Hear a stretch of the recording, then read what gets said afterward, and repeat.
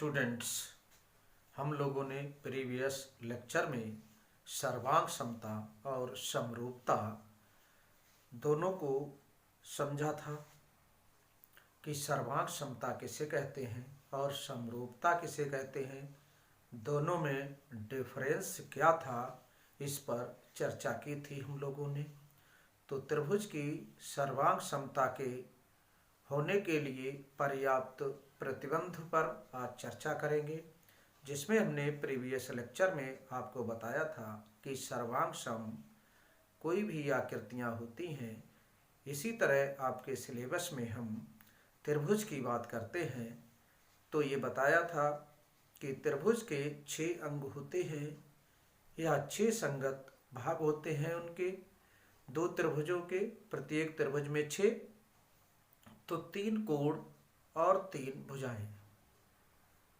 तो इस प्रकार सर्वांग सम त्रिभुज कहलाते हैं यदि दोनों त्रिभुज के परस्पर कोण, संगत कोण बराबर हो और उनकी तीनों संगत भुजाएं त्रिभुजों की परस्पर बराबर हो। तो ये 6 संगत भाग थे, ये बराबर होने चाहिए। लेकिन यहाँ पर 6 संगत भागों में हमें केवल 3 भाग ही बराबर करने होते हैं और त्रिभुज सर्वांग सम हो जाता है। जिसके 3 भाग बराबर हो जाते हैं त्रिभुजों के, तो उनके शेष 3 भाग स्वतः ही बराबर हो जाते हैं। तो इस तरह से इन 3 भाग कौन कौन से बराबर हमें सिद्ध करने होंगे, जिनके आधार पर हम त्रिभुजों के 6 अंगों को बराबर कह सकते हैं। तो इन्हें ही हम पर्याप्त प्रतिबंध या सर्वांग समता की कसौटी कहते हैं। तो आइए सबसे पहले हम पहली कसौटी पर नजर डाल लेते हैं, उस पर चर्चा कर लेते हैं। पहली कसौटी है, इसमें भुजा कोण भुजा, साइड एंगल साइड, इसे एस सर्वांग सम कसौटी भी कहते हैं। इसमें क्या होता है कि 2 भुजाएं और उनके अंतर्गत बना कोण, अर्थात एक त्रिभुज की 2 भुजाएं, ये भुजा मान ली हमने और ये भुजा और ये भुजा, इनके बीच का कोण, और दूसरे त्रिभुज की 2 भुजाएं और उनके बीच का कोण बराबर हो, तो इसे हम भुजा कोण भुजा सर्वांग सम कसौटी कहते हैं। पुनः एक बार रिपीट कर लेते हैं कि एक त्रिभुज की 2 भुजाएं और उनके अंतर्गत कोण, दूसरे त्रिभुज की 2 भुजाएं और उनके अंतर्गत कोण बराबर हों, समान हों, तो ये त्रिभुज सर्वांग सम होते हैं और इसे भुजा कोण भुजा एस सर्वांग सम कसौटी कहते हैं। मीन्स त्रिभुज ABC तथा त्रिभुज PQR में AB बराबर PQ, कोण B बराबर कोण Q, BC बराबर QR, तो ये त्रिभुज ABC सर्वांग सम त्रिभुज PQR कहलाता है। ये सर्वांग सम का चिन्ह है। इस तरह से ये त्रिभुज और ये त्रिभुज सर्वांग सम होते हैं। इस कंडीशन पर अब इसकी शेष, ये कोण इसके बराबर होगा और ये कोण इसके बराबर होगा और ये भुजा इसके बराबर होगी। यदि ये 3 बराबर हैं तो इस तरह से इसके 6 अंग बराबर हो जाते हैं, जिनमें हमें एक ही 3 अंक बराबर करने होते हैं इस प्रकार से, तो 3 जो शेष हैं वो स्वतः ही बराबर हो जाते हैं। अब दूसरी कसौटी को देखते हैं। आइए,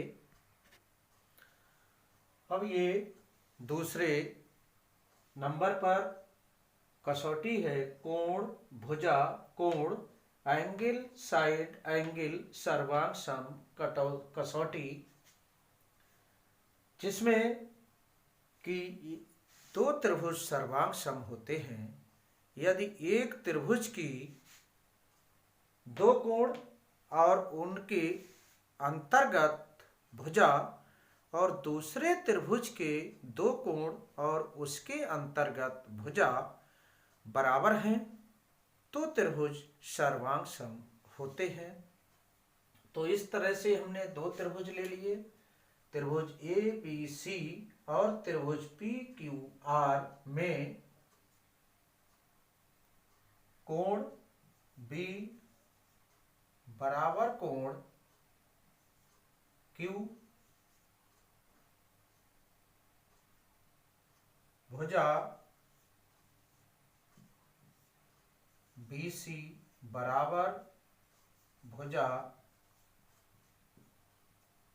क्यू आर और कोण सी बराबर कोण आर। इस टाइप से एक त्रिभुज के दो कोण और उसके अंतर्गत उनके अंतर्गत भुजा और दूसरे त्रिभुज के दो कोण और उनके अंतर्गत भुजा बराबर हो तो ये त्रिभुज सर्वांग सम होते हैं। तब त्रिभुज ए बी सी सर्वांग सम त्रिभुज पी क्यू आर, ये सर्वांग सम हो जाते हैं। ये कोण इस कोण के बराबर है, ये कोण इस कोण के बराबर है, बीच की भुजा बराबर है, तो शेष ये भुजा इसके बराबर होगी, ये भुजा इसके बराबर होगी और ये कोण इसके बराबर होगा। अर्थात 3 संगत भाग बराबर करने पर शेष 3 भाग स्वतः ही बराबर हो जाते हैं। तो ये त्रिभुज सर्वांग सम होते हैं। किसी भी प्रमेय को सिद्ध करने के लिए हमें त्रिभुज में 3 भाग बराबर करने होंगे दो त्रिभुजों में और वह त्रिभुज सर्वांग सम हो जाएगा और जिसे हम बराबर करना चाहें वह उस त्रिभुज में बराबर अंग हो जाएगा। तो अब आइए तीसरी कसौटी को समझते हैं। तीसरी कसौटी है कोण कोण भुजा मीन्स एंगल एंगल साइड सर्वांग सम कसौटी। इसमें क्या है कि त्रिभुजों के दो कोणों के युग्म और संगत भुजाओं का युग्म बराबर हो तो त्रिभुज सर्वांग सम होते हैं। पुनः एक बार, दो त्रिभुज सर्वांग सम होते हैं यदि इन त्रिभुजों के दो कोणों के युग्म और संगत भुजाओं का युग्म बराबर हो तो त्रिभुज सर्वांग सम होते हैं। लेकिन इन कोणों के अंतर्गत जो भुजा है ये नहीं ली जाएगी, इसके आगे वाली भुजा ली जाएगी। मतलब दो कोण ये इसके बराबर, ये इसके बराबर और इसके आगे की भुजाएं जो युग्म है ये बराबर हो तो त्रिभुज सर्वांग सम होते हैं। त्रिभुज ए बी सी हमने ले लिया, त्रिभुज पी क्यू आर में क्या है, कोण बी बराबर कोण क्यू, कोण सी बराबर कोण आर और भुजा सी ए बराबर भुजा आर पी, ये बराबर है, तब त्रिभुज सर्वांग सम होते हैं। त्रिभुज ए बी सी सर्वांग सम त्रिभुज पी क्यू आर। इस टाइप से ये तीसरी कसौटी है। आप चौथी कसौटी पर नजर डालेंगे। चौथी कसौटी है भुजा भुजा भुजा साइड साइड साइड, जिसे शॉर्टकट यस यस यस सर्वांग सम कसौटी कहते हैं। इसमें क्या है, एक त्रिभुज की तीनों भुजाएं दूसरे त्रिभुज की तीनों भुजाएं बराबर हों तो ये त्रिभुज सर्वांग सम होते हैं। तो आइए इन्हें त्रिभुज ABC तथा त्रिभुज PQR में समझते हैं। AB बराबर PQ, BC बराबर QR और CA बराबर RP, तब भी त्रिभुज सर्वांग सम होते हैं। तो त्रिभुज ABC सर्वांग सम त्रिभुज PQR, इस टाइप से ये हमारी चौथी कसौटी थी। तो अब नेक्स्ट स्टेप को देखते हैं।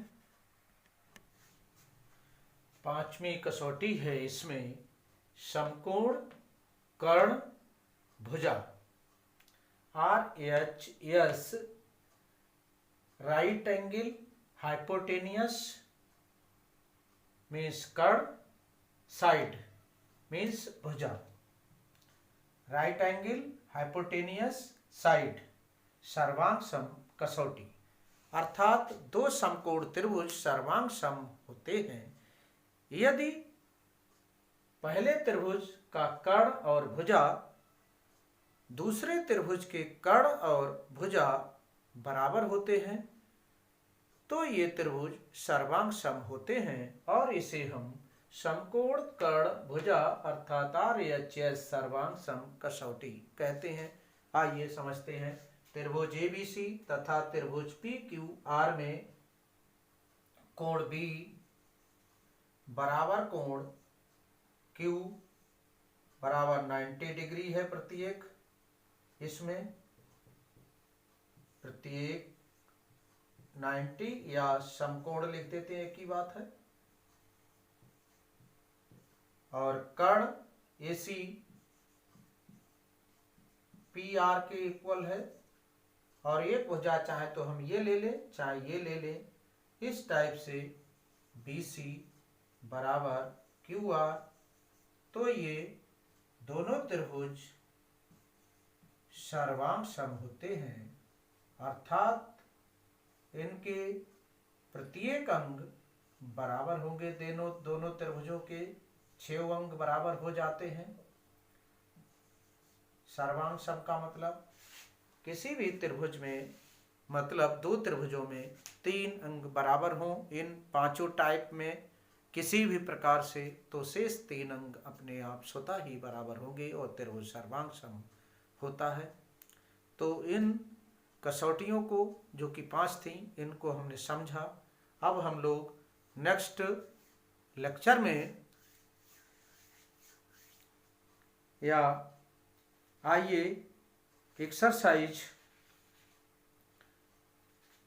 के कुछ क्वेश्चंस करते हैं। तो एक्सरसाइज 7.1 स्टार्ट करते हैं। क्वेश्चन नंबर 1 है 7.1 का, चतुर्भुज ABCD में AC बराबर AD है। ये दिया है आकृति, AC बराबर AD दी हुई है और AB कोण A को समद्विभाजित करता है। AB जो है इस कोण को समद्विभाजित करती है, अर्थात ये कोण इस कोण के बराबर है। तो दर्शाइए कि ये त्रिभुज और ये त्रिभुज सर्वांग सम होंगे और BC और BD के बारे में आप क्या कह सकते हैं। BC और BD क्या कहेंगे आप, ये आपको लिखना है। तो सॉल्यूशन, त्रिभुज ABC और ABD में AC बराबर दिया है AD, A दिया है।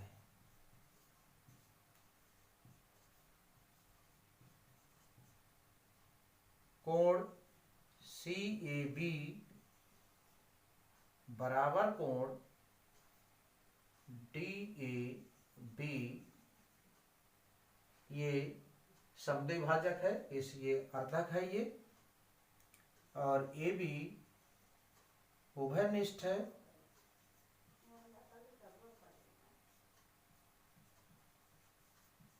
इस टाइप से ये कोण ए की समद्वि भाजक है ए बी, इसलिए ये बराबर हो गए।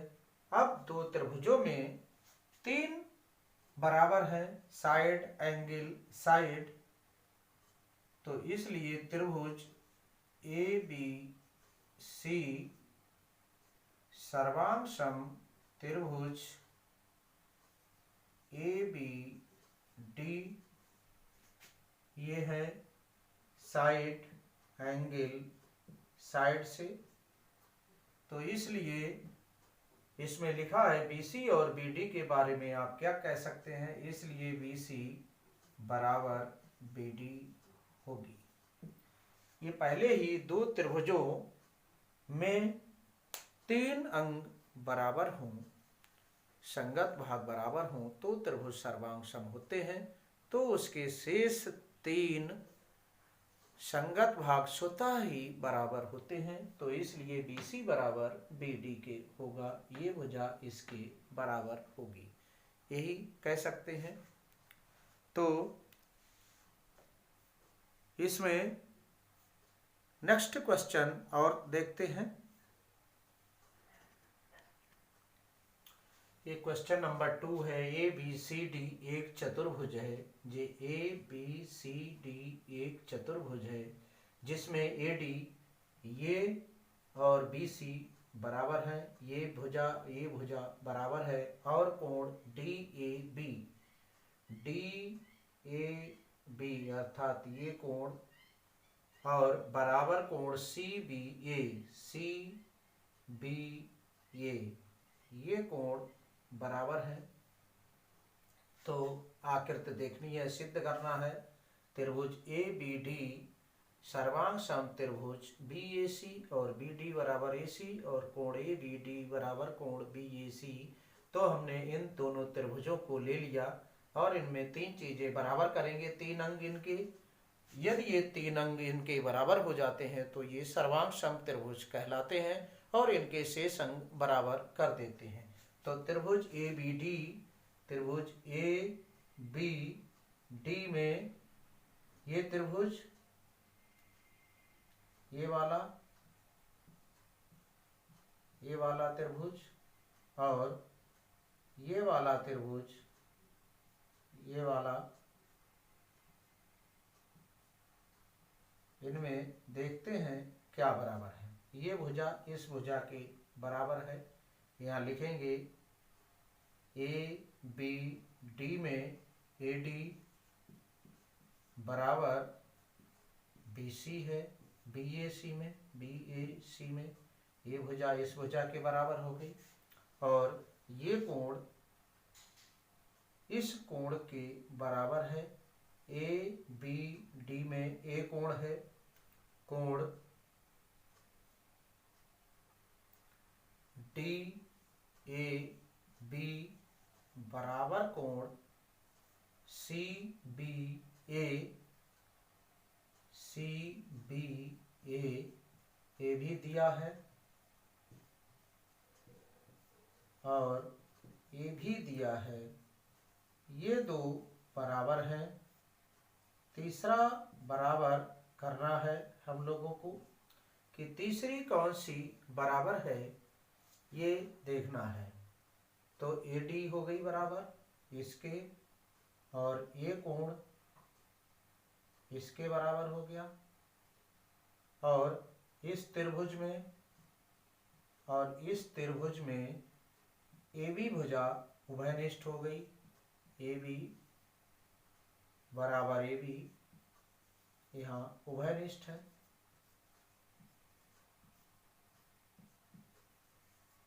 इस टाइप से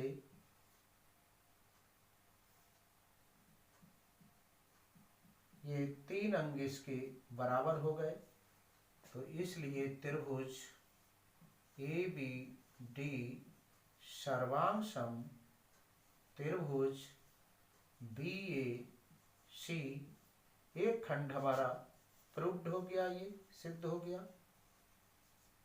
अब इसमें हम इन दोनों त्रिभुजों में क्या बराबर हो सकती हैं, जे उभयनिष्ठ हो गई तो जे भुजा बी डी बराबर ए सी के हो जाएगी, ये भुजा इस भुजा के बराबर हो जाएगी। तो सेकंड में बी डी बराबर ए सी और कोण थर्ड में ए बी डी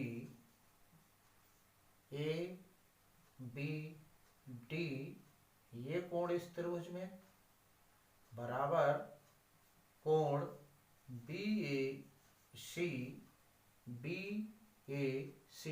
ये कोण इस कोण के बराबर हो जाता है। तो ये हमने क्वेश्चन नंबर सेकंड भी कंप्लीट कर लिया। अब हम लोग आज इस लेक्चर में इतना ही। नेक्स्ट लेक्चर में इससे आगे के क्वेश्चंस होंगे। तब तक के लिए खुश रहिए, स्वस्थ रहिए, घर पर रहिए और सेफ रहिए। और यदि ये लेक्चर अच्छा लगा हो तो चैनल को सब्सक्राइब कीजिए, बेल आइकन प्रेस कीजिए तथा लाइक, शेयर एंड कमेंट्स कीजिए।